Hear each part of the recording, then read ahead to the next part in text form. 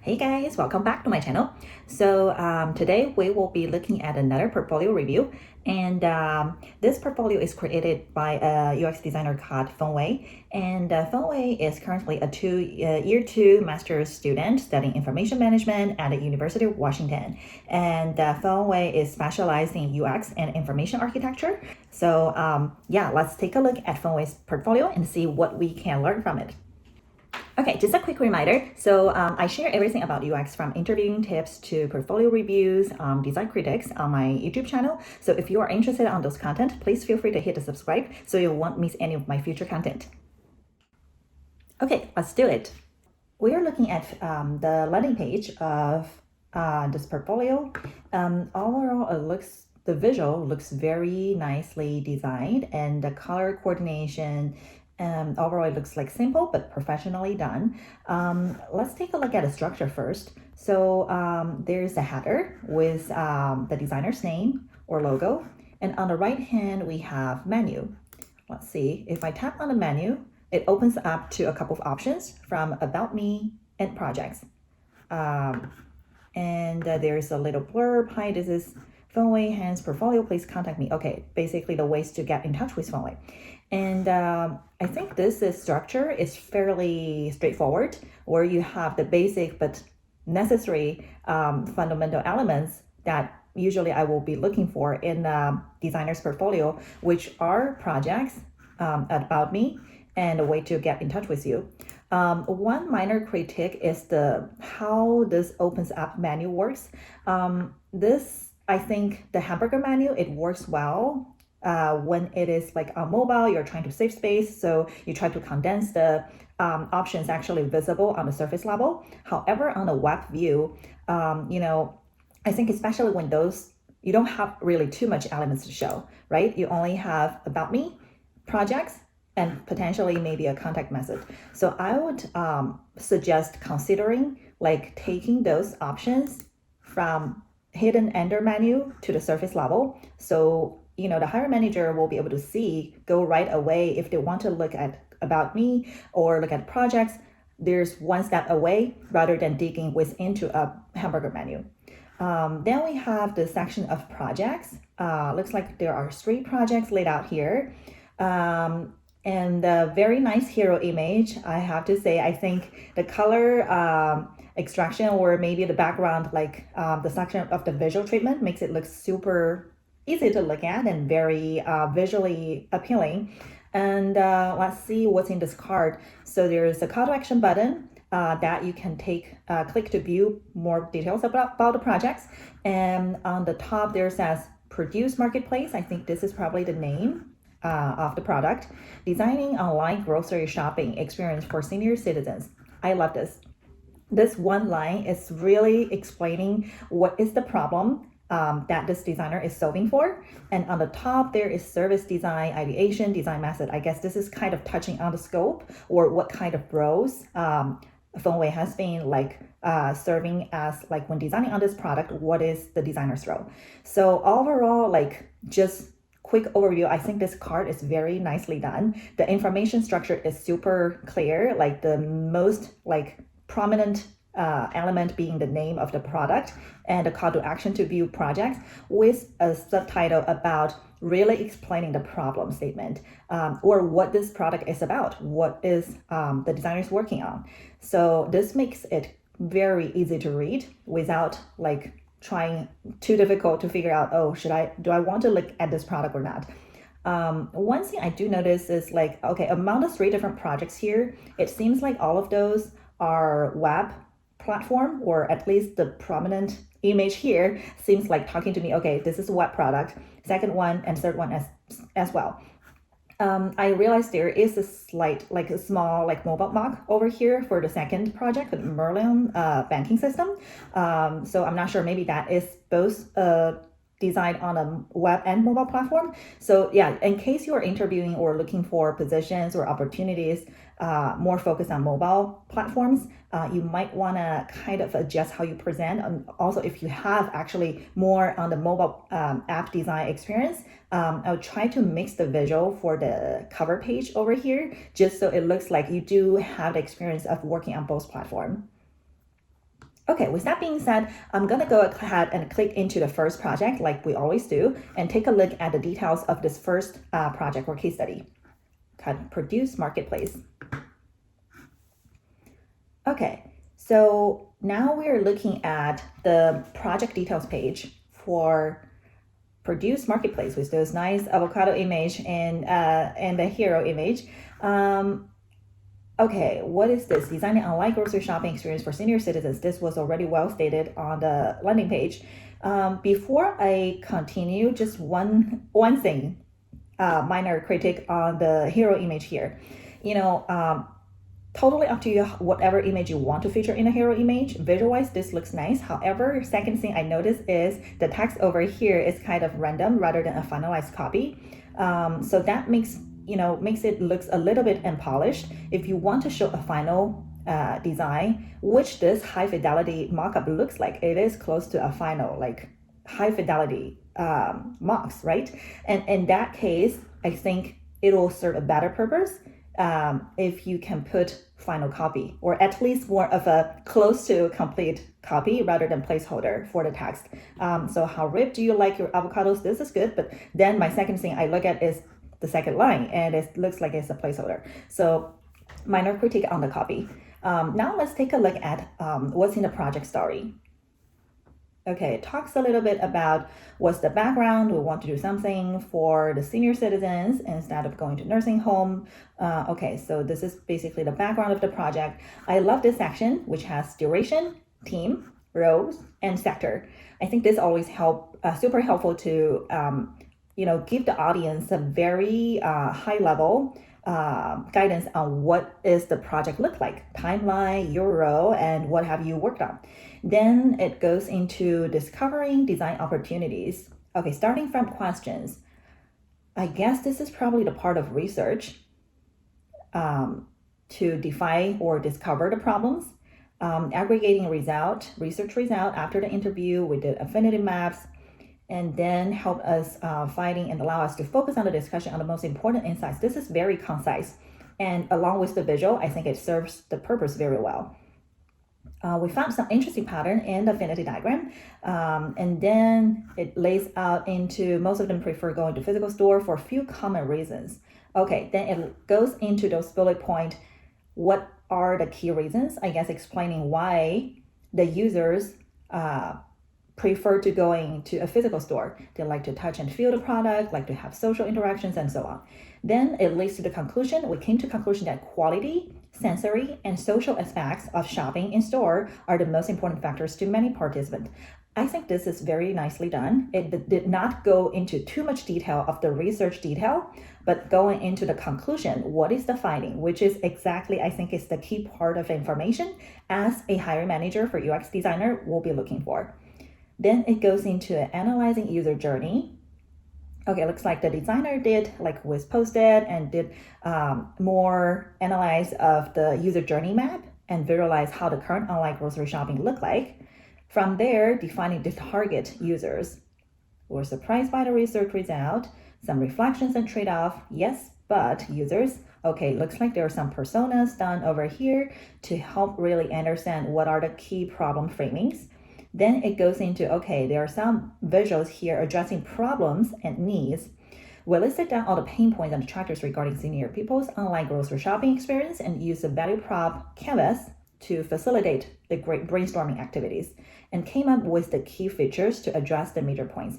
I think the copy is very nicely done. This is, you see, the really a concise and clear way to explain why you did what you did and how that lead you to the next step of the design process, rather than putting just the modules or examples like a typical UX project, how the process would lay out. Here, this designer did a really good job at explaining, by listing the pain point and, understanding the persona and their current online grocery shopping experience. That helped the designer come up with the key features, the top priorities to address the major pain points.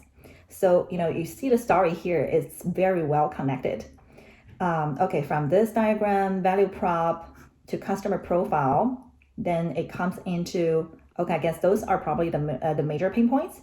VR shopping, making up the sensory aspect of online shopping, produced directly from farmer, build trust.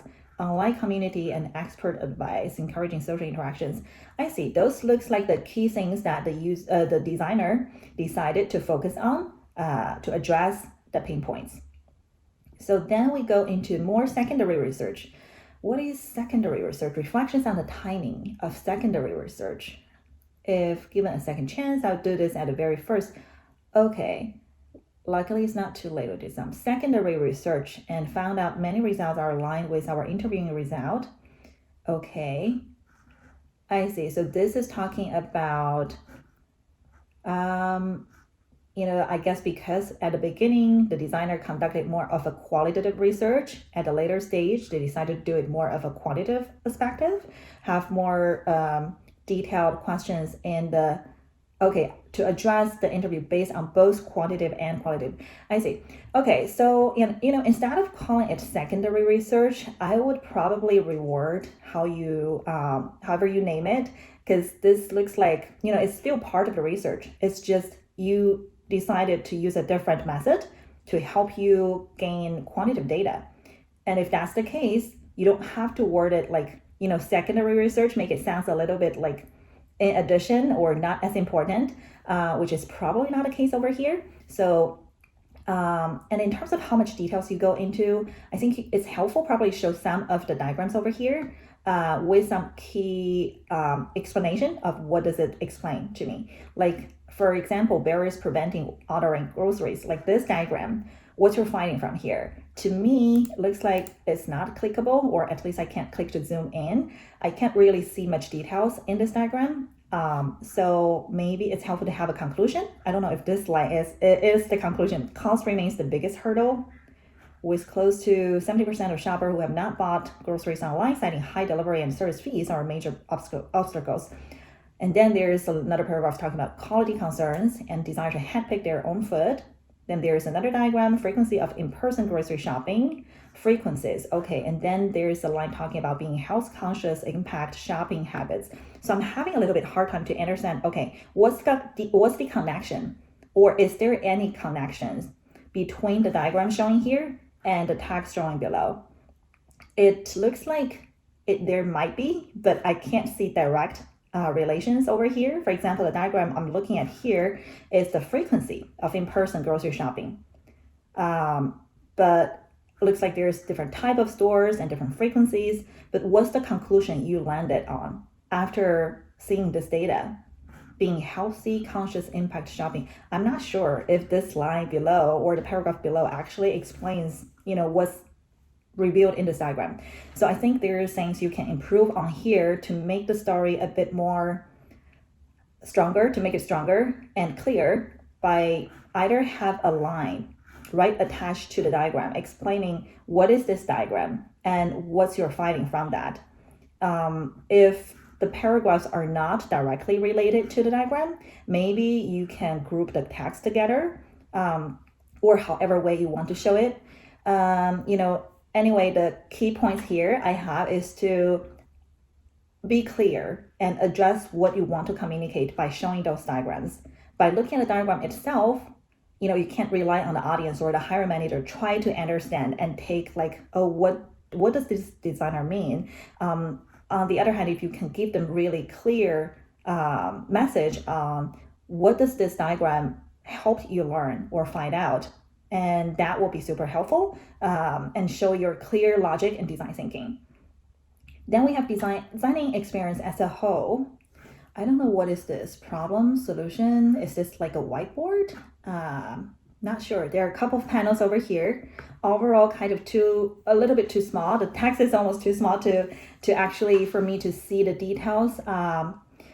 Not quite sure what's the purpose of showing this. Again, this might be helpful to have a little bit context why you are showing this and how does this help you. Having the lean canvas allowed us to think about not only the product itself, but the experience of the whole service provided. Okay, I guess there's some connections, but again, the visual presentation of here, either you can make the text bigger so it's actually, legible, or use some other visual presentations to communicate what is the message here. For me, just looking at this, I'm having a hard time to understand why you're showing me this and how does that help you.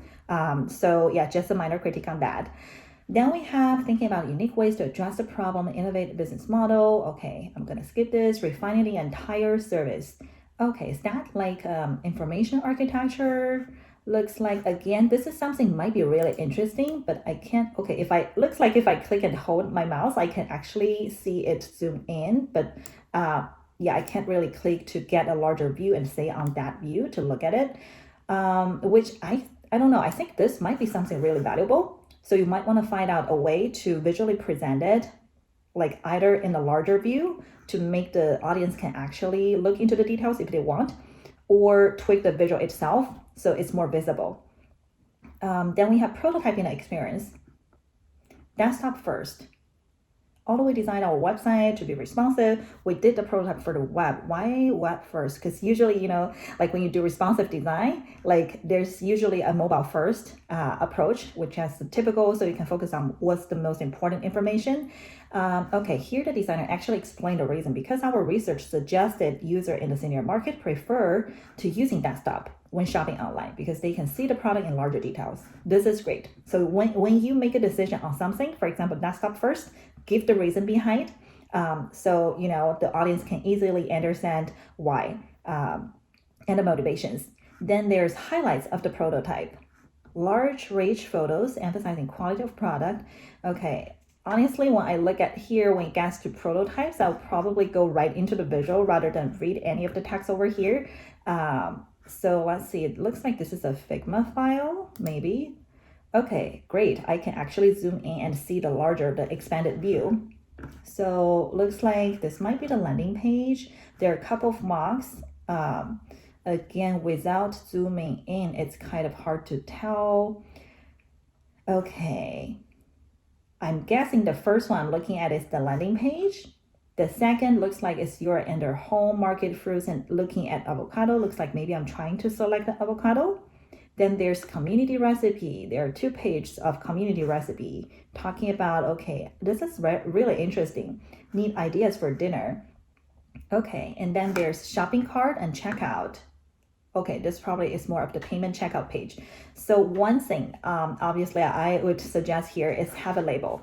It's really, I think, when you are so deeply involved in a project, it might be hard to see it, but as a viewer here, I don't know what the page I'm looking at.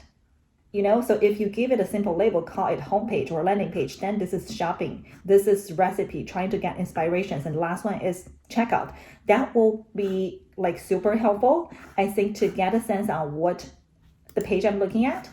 Yeah, and again, like when you show those high fidelity visuals, I wonder if you can use some visual indications to highlight why you come to certain design solutions. Okay, let's see. Large rich photos emphasizing quality. Okay, produce can be selected according to personal preference. You see, those are actually the good bullet points that I was looking for.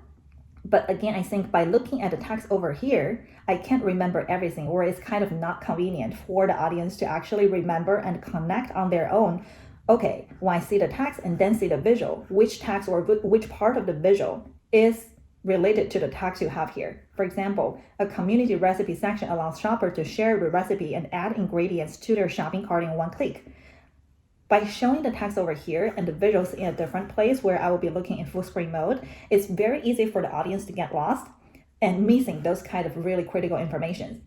So how about, I would encourage you to think about by showing, like, what's the point you want to show here? The community recipe section allows shoppers to share recipes and add ingredients to their shopping cart in one click. Where is this in your visuals? Or how does this step, how can a user get this step accomplished in the website you're designing for? Can you use some annotations or call out the areas in the visual and showing maybe some tags over there? Like, anyway, like the point is, right now I'm having a disconnections by reading the text and the visual. And a lot of the case, I might just skip the text itself. So if I look at the visual itself, how could you help the audience, your audience, which might be the hiring managers over here, to better understand what you're trying to communicate? So that's, I think, one of the most critical things that I have been noticed in many different designers' portfolio is there is a disconnection of showing visual mockups or the final prototypes showing the pretty screens, versus explaining your story, like how did you land onto certain solutions and why. Okay, now followed by that, we have testing the prototype, do it rapidly. There's a video, prototype in use. What is the video? I'll probably look at that later. User feedback. We ask the user to fill up a lightweight journey map in order to know which steps the user remember and the user journey is experiencing those steps. I guess this is probably part of validation testing, user describing his experience. Cool, there's actually a video included here. So if I want to see the details, I can go ahead and watch the video. Let's see if there's any summary of the key findings. Okay, there's a section called learnings and reflections. There are always some constraints in the projects. The result of the research can be very different from initial assumptions. Cool. So at the end, there are the summary, the section showing the designer's learning and reflections. Designing solutions to improve people's life is always why I'm passionate about UX. Cool, I remember. Okay, at the end, there's some personal touch on why the designer feels passionate about this type of project. And last but not the least, really appreciate help from the interview participant. Okay, cool.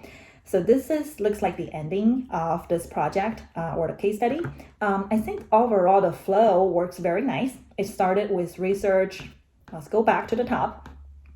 So it started with a very clear problem statement with a visual and the designer's role and introduction base information about the project, then going into discovering the problem, what kind of research the designer has done, then goes into the user journey, defining user problem. Overall, I think the storytelling here is great. However, the portion that's spent on research seems a little bit heavy compared to how much content being showed at the end about design. So depends on if you feel really passionate about research or potentially open to applying for UX researcher position, that makes sense to highlight more on the research. However, if the case is you're looking for opportunities more as a UX designer or product designer, I would try to condense the side you spend on research here a little bit, and probably to strengths and add a bit more when it comes to design. And starting from here, addressing problems and needs, this is still I think framing the problems and secondary research. You see, looking at the progress bar, I'm already past the halfway of the project and I'm still looking at research. And then it goes into the actual design, how you, approach the problems. Here, I think this, for example, if you're doing any type of information architecture or user flow, I would put some focus on that and talk about the story over there. How does that help you before you land onto the final highlights of the high fidelity prototype? And again, here, when it comes to the high fidelity prototype, don't just end it there. Back to my point, this is probably one of the most important sections, I think, when I evaluate UX designer from a hiring manager's view. So you want to show not only the best part of your visual, your work, but also explain clearly why you come to certain solutions and how you landed on that solution. So at the end, I think it's great. Here, the designer has included more of the learning and reflections. But on the other side, I would try to include some results or number data to indicate what's your design impact. Even though this might be not a launched product, you mentioned that there are some research done at the end to try to understand user feedback. So from there, if you have any data that can, prove your redesign or your design, how does that solve the problem? I think to have any kind of proof data to help at the end will help support your story, to explain especially what's the design impact. And a lot of the case, as a UX designer, we're designing not only to solve user problem, but also have a business mindset. What is the business outcome and how to drive the success of the business? So that's another perspective you can touch on, especially when you're talking about the summary, learning, and reflections. So I think that can make it even better or stronger story. But overall, I think this is a pretty well done project case study. Now let's, at the end, like we always do, I'll go back to the homepage and take a look at the About Me. Cool. Nice picture. And hi, this is Wei. I'm a second year student studying user experience and information architecture at University of Washington. Okay, nice. This is talk add a little bit personal touch about who you are, what you do, and what you feel passionate about. And I love that there is also a clickable link to download Fenway's resume. I am a problem solver, advocate, craftsman-like designer. I love those illustrations. I think those cards are very neat, and it's very visually like it communicates who you are, and in a very concise way. In terms of the visual hierarchy, as an audience, I can very easily grab what you want to say here and what you feel passionate about. Cool. I think this is a very well done about me section. Minor critique on things you can improve is probably this paragraph. Talk about who you are. I think here maybe if you want to highlight on any keywords. For example, your students study user experience and information architecture. Maybe just for example, if you want to highlight the keywords of user experience and information architecture, you can use a different color or bold the text just to give it a little bit guidance. What are some of the highlights? If I don't feel like reading a long paragraph, what are the keywords you want to grab the audience attention? So that's all we have for today. There will be more portfolio reviews coming up. And if you have any comment, any thoughts on things you would want to suggest on this portfolio or other topics you would like to hear more, please leave me a comment. I would love to hear from you guys. I will see you next time. Thank you. Bye.